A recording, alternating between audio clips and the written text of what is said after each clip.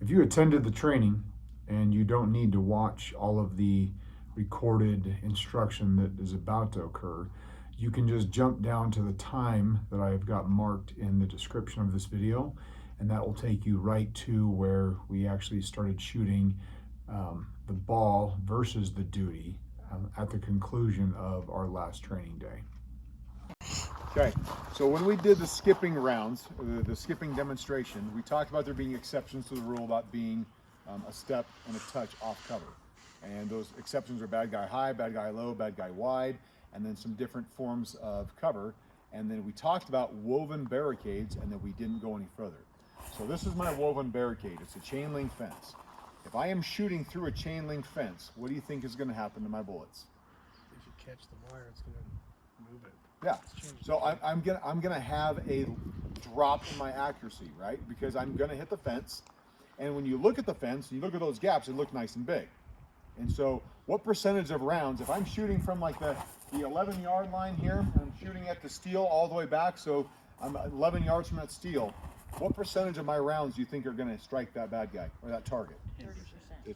30%, 50%, 10% hits? No, hit the fence, I thought you said. Oh, no, hit the steel. Oh. Hit my target. What percent are gonna hit my target? I'm going to say 15. Like 60, 70. 60, 70? Okay. We got some good guesses here. When I'm looking at this fence personally, I think it should be like 75, 85%. Why? Because the gaps are about this big. It looks like a pretty big gap. When I look at this fence, I see way more gap than I see chain. However, think about the gap. Can the bullet pass through without a full bullet length away from the chain? It can't.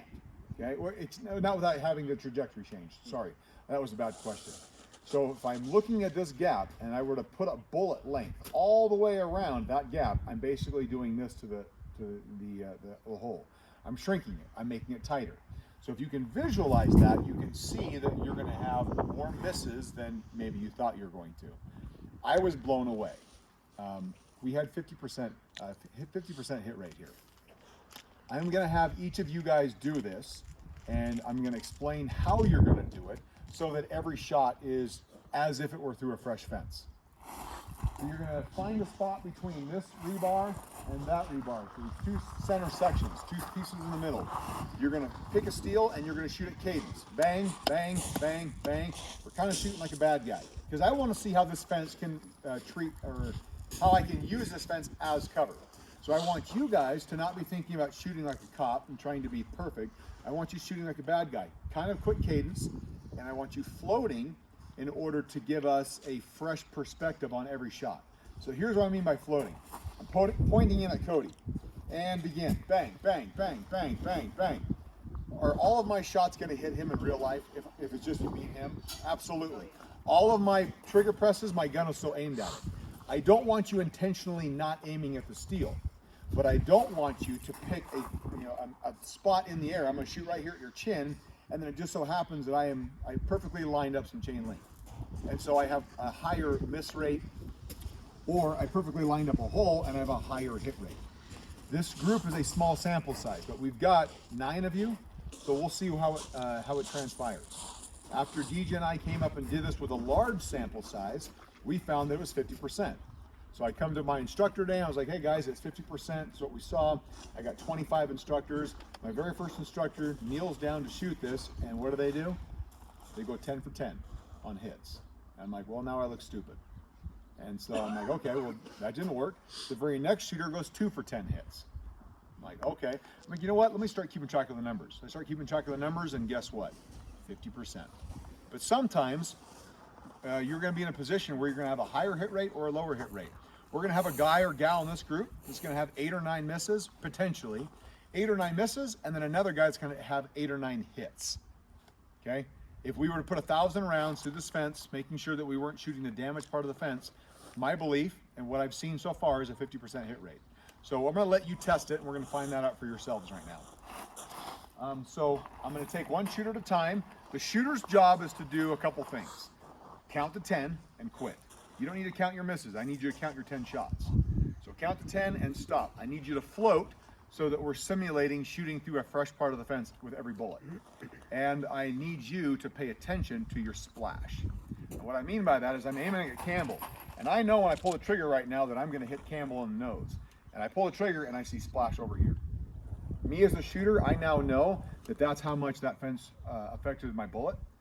Bobby doesn't know that because Bobby's like, ah, maybe Brett just shanked one. So the shooter is going to get the opportunity to see just how far the round really can deviate. You good? Any questions on it? All right, give me a shooter right up here.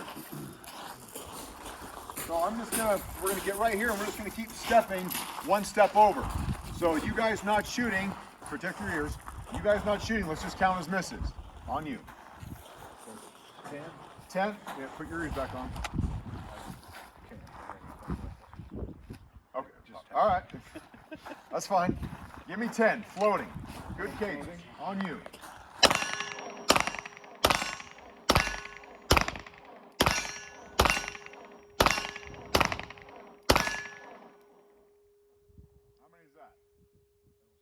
That 10? Okay.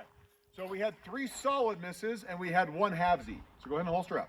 So do you guys see the halvesy? Part of the bullet struck the steel. We got a ding, but you still saw splash way up high. So we're going to call that 3.5. Okay, next shooter, step on up, just come right to the side. I want you to shoot this a little bit faster. Bang, bang, bang. I'm not going full bad guy speed, but I want you to speed it up a little bit. Yeah, I don't care which one you shoot at. As long as you're stepping over, you're shooting through clean fence. So give me 10.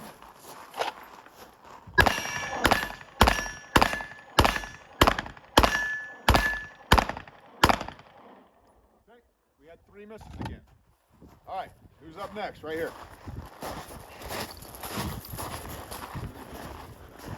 On you.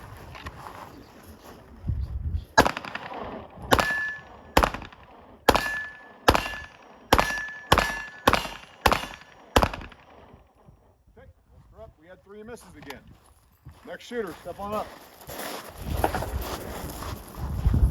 Slide this way just a little bit. Okay, give me 3. Sorry, 10. Okay,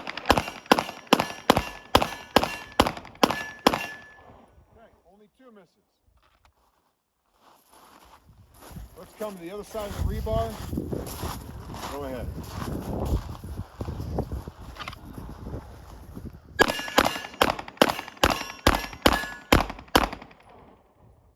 How many was that? 9. Oh no, I meant misses. You counted 4, you counted 6. I think we had 4 complete misses, and I think we had 2 that were partials. So if I'm giving a half to the partials, we'll call it 5. Okay? It's not exactly science. We're just close. Okay, on you, Campbell.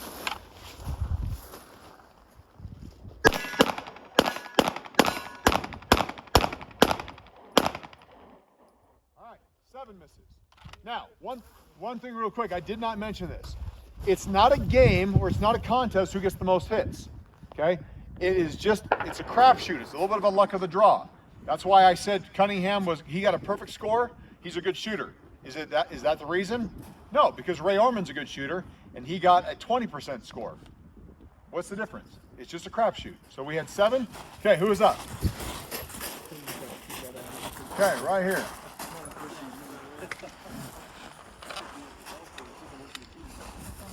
I don't care. Whichever, just straight through. Yep.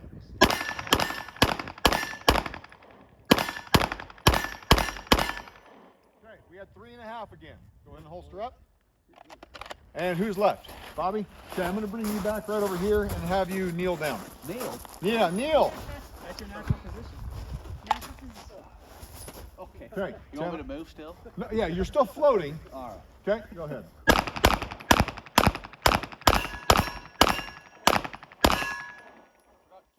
You did forget to count. I've counted 7 misses. I have no idea how many he fired. Okay, one holster up. So, you guys can pop your ears off real quick.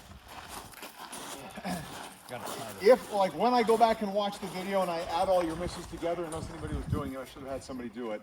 We're going to find that you guys probably had slightly better than 50% because we had several guys that had 3. We only had a couple guys that had over 5, and we think I only had 1 guy at 5. So you guys might have ended up around 40-45%. This is still a small sample size.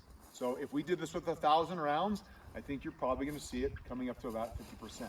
Now, also recognize, I'm not talking about missing a man-shaped target. I'm talking about missing this steel right here, okay? This is not to advocate that we should be using this as cover. It's just to show you what a chain link can do. So let's keep going. Let's see what a chain link can do. Let's come over here. Actually, we'll come up here to the tree first. So from these positions, these angles that I'm about to use, we're going to use one shoot at a time. You're only going to shoot 5.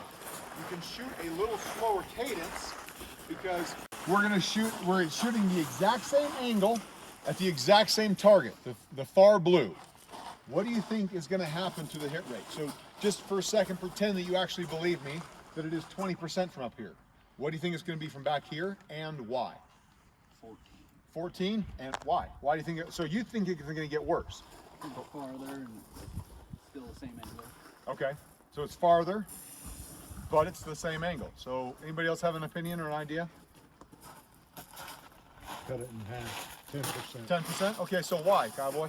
Why is it going to 10%? Just because you're further away and the further away things suck up now. Okay. Get smaller. Do you have a phone on you? Does anybody have a phone? Somebody have a phone or a wallet? Oh, I got a wallet. There you go. Okay. So here's what I want you to do. Okay, Cowboy, I'm going to turn this phone at an angle. If you were to give me like the square inches that you can see, how much is it? It's probably 60% of what it was. Oh, but I mean, just tell me the inches. How big is it in inches?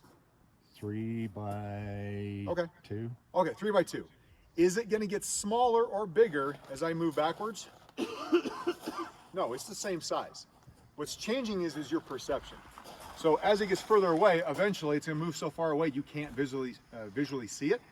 But if I don't change the angle, this is the same size. So what I mean by that is as we're doing this, if I'm shooting through this fence and my angle is the same, my hit rate is not going to change. Because the distance from the target to the deflection, the fence, has remained the same. The only change is where I'm at as far as my distance. So instead of my bullet striking the fence at 1,000 feet per second, because that's a rough average for my muzzle velocity, when I shoot from 27 feet away from the fence, my bullet will be slowing down. I'm sure scientifically there is a little bit of difference, but we're talking about 989 feet per second versus 1,000. It's probably not enough to make a big statistical difference. We're going to see 20% from here again. So you're going to be my shooter? So back up just a little bit. 5 shots doing the same thing. So now you can stand because you're not as close to the target, so you're not shooting through the top of it. 5 shots floating on you.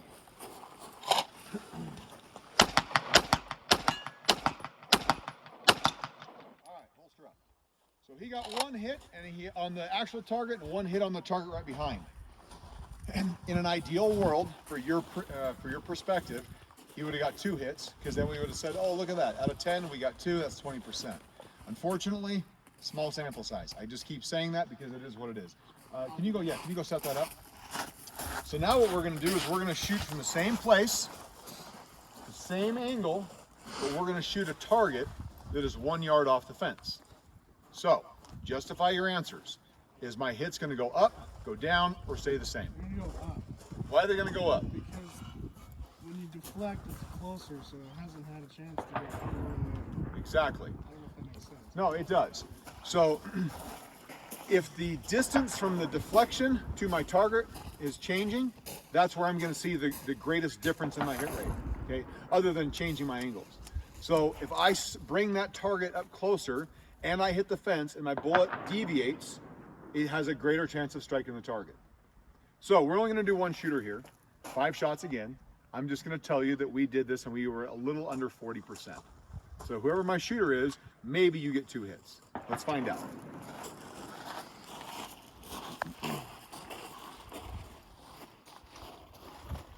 On you, yep.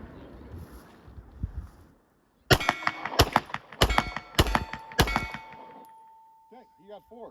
Good for him. Holster up. Luck of the draw, small sample size. Okay. We're going to walk over to the other side. If you would just move that, we're going to go change angles. Okay, come on over here. All right. So now we're set up on the other side, and we're about a 45-ish degree angle. over there, I don't know if I said it, we were about a 30-degree angle. None of these angles and numbers and percentages matter. It just comes down to understanding how we're using the fence and how the fence can benefit us.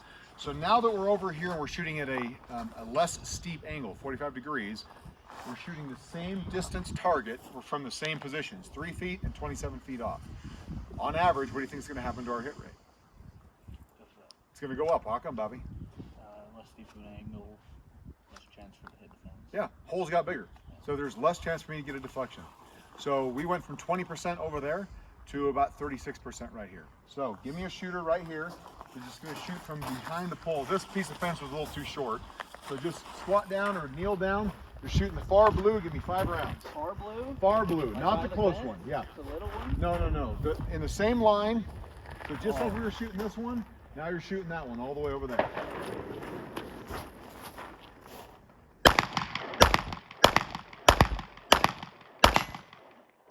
Is that 5 or 6 shots?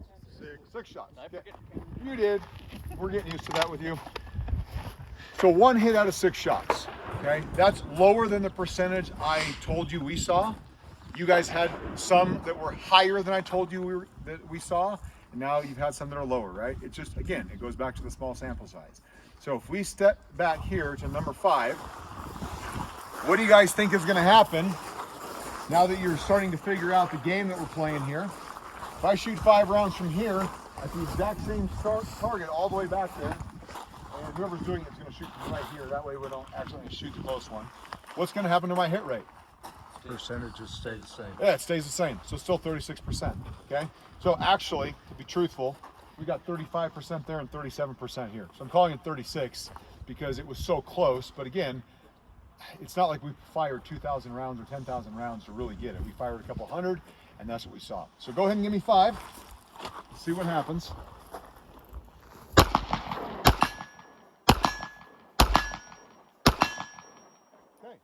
So he got 4 out of 5. Bobby got 0 out of 5 if we stopped at 5, which would give me 40%, which is pretty much exactly where I said we were at. It's hard to get into the single digits for percentages when we're only doing 10 shots, right? Because we're 10, 20, 30, 40, whatever. Now we're going to have a shooter back here at 6. The angle's the same. The distance is a little greater, but we're shooting at the close field. Okay? Not to put any pressure on you. But you guys want to take a guess about our hit rate percentage from this position? Me shooting or somebody else? When we shot it, Oh, 50%. it was over 80%. Campbell. So, no pressure on you, Campbell. But if you can get 4 out of 5 hits, you'd make my day. All right, on you.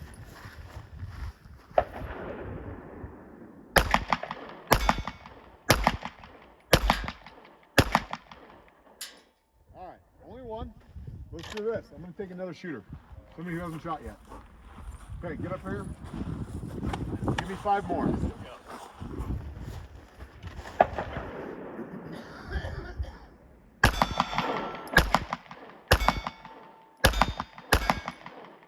All right, hold strap. So we went a little higher just because I said this was an 80%er. I'd like to try and get a little higher number so you guys can see. That ended up putting us at, you had 4 hits, you had 1, so that put it at 50%. I'm telling you that I still think it's higher than 50% based on the bigger numbers and all of the classes that we've already had, okay? Now, I said this a second ago, it's really not important that you understand, at this degree, it's this percentage. It's the concept. Can conceptually, I use chain link as cover? Yes. Yeah. How about you guys working in the jail? You got that new fence going all out around the outside of the jail. Can I use that as cover? Yes. Okay. Let's really look at it. So walk over here. A lot shorter. So the number 5 placard on the wall right here. That's my bad guy on that side. So when I come out around cover and I'm shooting right here, what does my cover look like? It's pretty good. It's really good. Yeah. Yeah. I mean, do you see a gap that's big enough for a 9mm to fit through? No. It's very dense. Yeah, exactly. We've taken those slats and we've angled them so that it's extremely dense, it's very tight, there isn't a gap. It's just like what we did on the cars where we stacked the pillars. We're stacking the fence. Along with stacking the fence, not this fence in particular, but like that fence back over here, every 8 to 10 feet you have a nice metal pole. You put put that metal pole in this fence over 8 to 10 feet, and when you look at it from this angle, what happens to this fence? Looks like a wall. It looks like a wall. That's exactly my point. Now, like Bo taught you earlier, will all cover remain perfect forever? Of course not, okay? Nothing is gonna stay perfect forever. Eventually, if you're in a protracted gunfight from this position, something can get through, it can damage the fence, and can destroy it or degrade it to the point where it's no longer providing you effective cover. But how long is that gonna take? I think it's gonna take a little bit of time, okay? Just like we talked about the glass as being a good option for cover for a short period of time, I would never camp out behind a car and say, well, I've got 2 panes of glass, that's gonna protect me. But I know if I'm moving from one set of pillars to the other set of pillars, in that interim, I actually have some protection. It's not my protection of choice, it's not the cover that I want. I would much rather have a big old block of cinder or of concrete like this as my cover. But if I'm chasing a guy on foot, if you guys are working the jail and you're doing a perimeter check at dark 30, and you got a guy outside who's stabbing somebody or attacks the deputy walking out to their car, and you go give a pursuit, and you run around the corner and they turn around, they point a gun at you, can you use the fence at the jail, lining it up like this, as amazing cover? Absolutely. Now, we talked at the very beginning, this was all about a touch and a step was our general rule of thumb. If I had to shoot or fight straight through this cover, you guys like that distance? It's a touch and a step? Why not? Well, it's not necessarily like you're gonna want to create the angle. I would love to create an angle, but let's pretend that I push straight can't. up on it. Let's say I have to shoot straight through it. Yeah. Would I want to be a touch and a step? Is this an example of when I would want to suck up closer to my cover? You would want to be further off. I'd want to be further away. Because you guys saw, so when you were shooting, you saw that I pulled the trigger and I got splashed up here. The more distance we put between the chain link, the woven barricade, and me, the greater protection that I'm afforded. Okay? The greater chance of having that round deflect away from me. Just like we saw when we put the steel right up against the fence, the greater chance that you had of getting a hit. So if I had to fight Farney, who's all the way back there, straight to the fence, I had no option, well, I want to get as much distance as I can. In the vehicle class, when we were shooting out of the car, what did I tell you to do to get effective hits on target? You guys remember that? Go through the same hole. Go through the same hole. I want to port a hole. So ideally, if I'm fighting through this fence, what am I going to want to do? Run my gun flat and level and hit the same hole every time. I didn't allow you to do that when you were shooting out here because I wanted you to intentionally see what the fence could do for you as cover, not how you could punch through a fence. Okay, we can eventually punch through anything, right? You give any cover the right adversary, and eventually the adversary can win. Okay, we can have a concrete wall or whatever and take a 50 cal to it, and maybe I don't know how many rounds it would take, but eventually we're going to punch through, right? So yeah, I can punch through this fence eventually. But if I don't know how long my gunfight's going to be and I have to use the chain link fence as cover, I'm going to want to get some distance off it if I have to go straight through it. If possible, I want to get some angle on it as well. If I get some angle on it, that's going to protect me. If I can shoot around the fence, all the better. When you guys were shooting the steep angle and we got 0 out of 10, and I told you it was only 20% hit rate, is that the kind of odds you want to fight with? No, that's way low. So I would rather be shooting around the fence just like this. So, taking it one step further, could I use a vinyl fence for this? Could I use a vinyl fence for cover? Not for as long. Not for as long. That's a good answer, because we know that the vinyl fences are going to degrade and deteriorate a lot faster. But if I were to line up the poles and everything in the fence, and I did the same thing, so there's a fence running this way, I pop this corner for whatever reason. Let's just take, since you guys are all in the jail, let's just take you to your house. Let's say that, there's a gunfight going on in your cul-de-sac and you've got to get involved because cops are still 5 minutes away, for whatever reason. If you have a chain or a vinyl fence and I come around the corner of it, is that fence still offering me some deflection? Sure. Is it slowing down the bullet or stopping the bullet? Heavens no. How long will it last? I don't know. It's a good question. I don't know what's inside all of the poles. A lot of them are empty. Every now and again, you're going to have something inside of them like a pole, like a wood pole. And anytime there's a gate, and what's inside that? A metal pole. Okay? So my goal here in this class is to have you realize and think that cover exists in more places than maybe I thought it did before. That's it. That's my goal. Okay? Not to tell you that chain link is great cover, but it's that if you utilize chain link in a certain manner, it can be effective cover. It's still not my number one pick. Your percentages go up the way you use it. Exactly. I mean, we keep saying this over and over and over. The situation has to dictate your tactics. If I have my truck full of my gear right here and this fence over here, I'm using my truck for cover every time.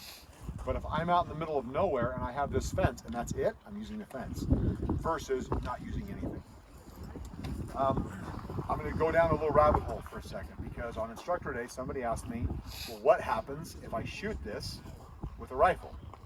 So I went out here to the barricade or to the Jersey barrier and I shot my full magazines, 4 mags, that's 112 rounds, going basically blue, blue, red, white, yellow, blue, red, blue, up and down the line for 112 shots. How many misses do you think I had?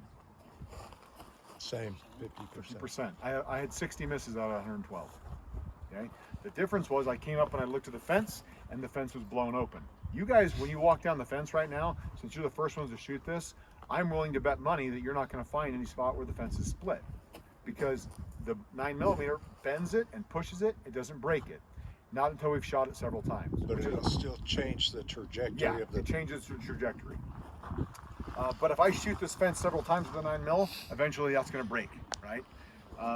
Shooting it with the ball, the ball 223, I found that I had splits in the fence. It was opening up, but I still had all the misses. So it's a light projectile. So it hit the fence, it broke the fence, but then it just kind of went wherever it went, and I had a miss. So as I continued down the rabbit hole, I got to thinking, well, I know that our duty 223 is going to perform better than our practice 223. So let me try the same experiment with duty 223. Out of 112 shots, how many misses do you think I had? Same. I only had 9. Okay, I had 9 misses and I had about 30 spots on the fence that were blown open. So that means that the duty 223 went through the fence, broke the fence, and still hit the target. Okay, so I know you guys, I don't think anyone here has issued a rifle, so that's kind of just gee whiz information for you. Some of you guys maybe issued a shotgun. So what do you think would happen with a shotgun? Okay, with what, buckshot or slugs? Okay, let's talk about buckshot first. Okay, we'll come back to slugs. So with slugs, what do you think is going to happen? Let's just say 50% get through, right? Even though it's coming out in, in the group that it's coming out and the pattern it's coming out, let's say that 50% of those pellets miss. So what? I still got some hits on target. Now, let's look at the slugs. We did the same thing with slugs, and we got a 50% hit rate. And it never once blew through the fence. Now, we were doing the same thing where we were changing targets so we weren't shooting through the same hole. I have no doubt that eventually the slug would punch through the fence. But what happened is every time we hit the fence with the slug, it bowed it really big. But we could tell that it stopped right there. That slug was still only going 1,300 feet per second. It was just too slow. Further down the rabbit hole I go. If I know that duty rifle is going to perform better than the ball, well then maybe it's disingenuous of me to shoot this with ball and tell you that it's 50% without doing it with duty. So because this fence is brand new and clean, we're going to test that. We're not going to test it with you guys, but that's part of the reason that we're filming right now, so that we can test that to see with a larger number if we actually get a significant change in hit rates going from 9mm ball to 9mm G2. So I never told anybody exactly how many rounds we fired. I just used the termage or the verbiage that we used a larger group than you would be able to do. DJ and I shot a couple hundred rounds on our own over, and then we shot another couple hundred rounds with instructors. So I'm guessing that we had about 500 rounds fired out that fence for the data that we gave as far as our 50% misses firing straight on. What we did notice is that when we redid the test, we were using the very edges of the fence right against the rebar where the ratchet straps were pulling it nice and tight. The reason we used that at the conclusion of the training in order to ascertain the difference between the ball and the duty was because that was the only area of the fence that wasn't shot up at that point, and we no longer had any clean fence. As described and as shown in the video, when we were shooting straight to the fence without any angles, we used the sections of chain link in between the rebar in the center. We did not use any of the chain link that was in the sections between the rebar closest to either edge, the left or the right. The reason we didn't do this was simply so that we would have fresh chain link to shoot our angled shots. However, as we shot this at the conclusion of training and we were forced to use those 2 or 2.5 feet from the edges that were clean, we found that we had a drastically different hit rate than what we had shown you. I don't believe that this was indicative of anything other than the fence was now actually tight.